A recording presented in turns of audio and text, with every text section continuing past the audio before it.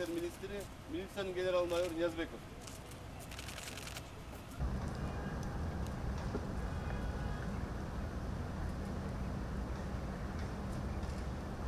Саламатсыңарбы жоокерлер?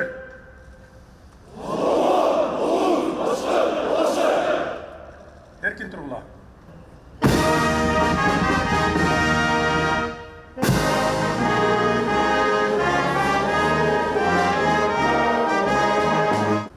Кыргыз Республикасынын Ички иштер министрлигинин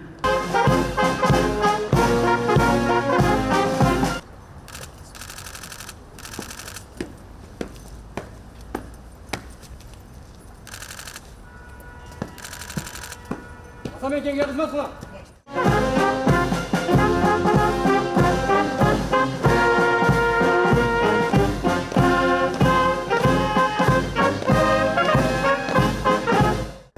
Министрлер кабинетинин Кыргыз Республикасынын айрым категориядагы жүргөн туу сыйлыгын алуу аземин менен куттуктайм.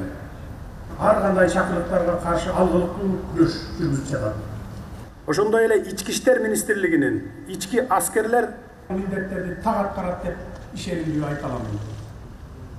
Өтөгөн кызматынын 1 жылы эми 1,5 жыл деп эсептелери.